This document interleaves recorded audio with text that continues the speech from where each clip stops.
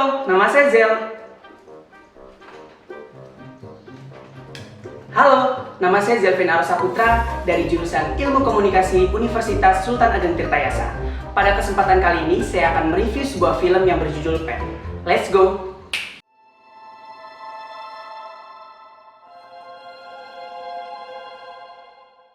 Oke, sebelum masuk ke sesi review, aku bakalan ngasih pengantar dan penjelasan tentang film ini. Jadi film Pet merupakan film thriller psikologis Amerika dan Spanyol dan ditulis oleh Jeremy Slater, disutradarai oleh Charles Torrance, dibintangi oleh Dominic Monaghan, Xenia Solo, Janet McCurdy, dan Nathan Parsons. Film ini ditayangkan perdana di Southwest Amerika pada tanggal 11 Maret 2016 dan dirilis ke bioskop pada tanggal 2 Desember 2016. Dan durasi film ini sepanjang 94 menit.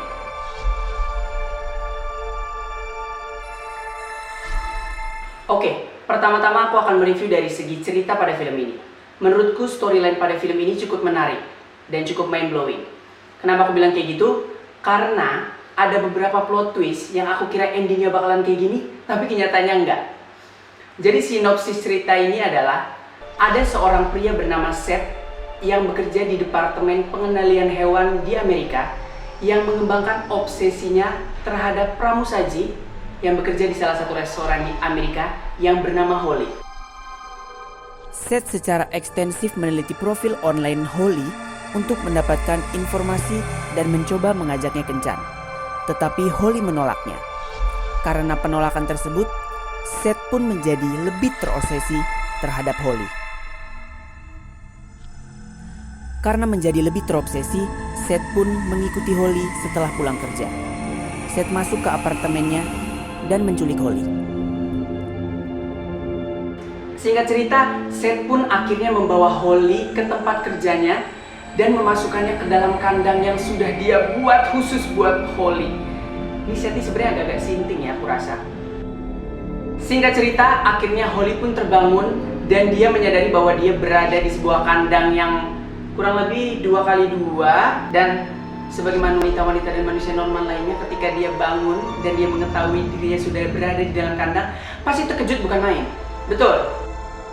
Tak lama kemudian, akhirnya pun Seth datang untuk membawakan Molly sebuah makanan dan juga minuman. Dan ketika Seth tiba, Seth menjelaskan kepada Molly semua hal yang dilakukannya ini adalah untuk kebaikan Holly. Kok bisa?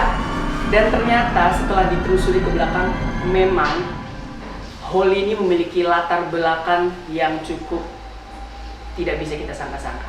Itu tadi plot twist yang aku bilang.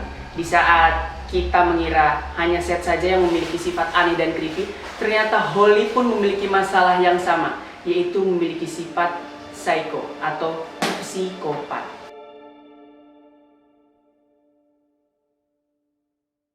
Oke, selanjutnya aku akan mereview dari segi acting yang diperankan oleh aktor dan aktris yang bermain pada film ini. Yang pertama adalah dari Xenia Solo. Namanya saja Solo, tapi dia tidak lahir di Solo. Xenia Solo berperan sebagai Holly yang merupakan pramusaji yang bekerja di salah satu restoran di Amerika. Menurutku dari segi acting si Holly ini sudah cukup baik. Karena ketika ia memerankan sebagai wanita yang ditindas atau tertekan, ekspresi, emosi, dan mimik muka yang sudah ia tunjukkan di film ini sangat-sangat membangun suasana yang ingin dibangun pada film ini. Jadi menurutku sudah good job. Selanjutnya ada dari Dominic Monaghan. Nah, ini menjadi salah satu point of interest atau point of view di film ini. Karena Dominic Monaghan yang berperan sebagai Seth menjadi titik sentral. Dia merupakan seorang pria pemalu yang bekerja di Departemen Pengendalian Hewan Liar di Amerika. Dan menurutku dari segi acting si Dominic ini sudah cukup total. Dia total sekali memerankan pria yang mukanya terlihat bodoh, menjengkelkan, menyebalkan, dan agak sedikit creepy. Selanjutnya ada aktor Dave McDonald. Aduh, jadi lapar. Dia berperan sebagai Ned yang merupakan teman kantor Seth yang bekerja di Departemen Pengendalian Hewan Liar di Amerika. Dan pada film ini, si Ned ini agak sedikit sialah nasibnya. karena dia dibunuh dan dimutilasi, serta hasil mayatnya dibakar di tempat pembakaran hewan-hewan liar. Tapi dari segi akting, semua aktor dan aktris pada film ini sudah melakukan tugasnya dengan sangat luar biasa baik.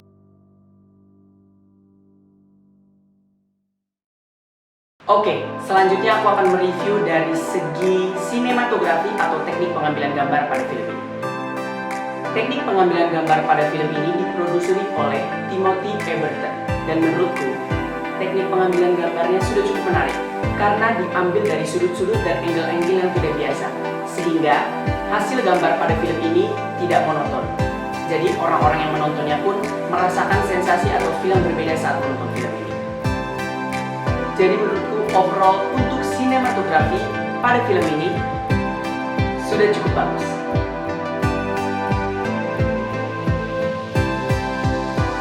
Oke, setelah kita tadi mereview dari segi sinematografinya, tidak afdol rasanya kalau kita tidak mereview dari segi musiknya atau backsound yang terdapat pada film ini. Komposisi musik dan backsound di film ini diproduseri oleh Darakas M. De La Riva yang merupakan produs musik yang sudah cukup berpengalaman dan sudah mengisi banyak soundtrack di beberapa film di dunia. Jadi menurutku dari segi backsound dan musik yang ada di film ini sudah cukup baik. Mengapa aku bilang seperti itu? Karena suasana yang ingin dibangun pada film ini sudah sangat terbantu dan terdukung oleh adanya musik-musik dan backsound yang sudah tepat diimplementasikan di dalam film tersebut. Jadi menurutku untuk backsound pada film ini sangat maknyus.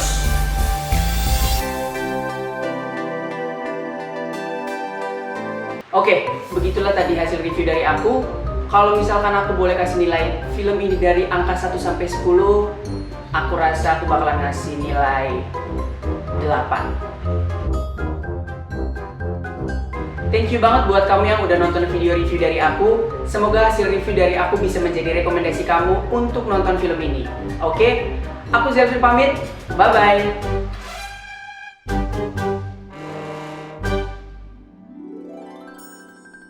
Hati-hati, ada virus corona. Hati-hati.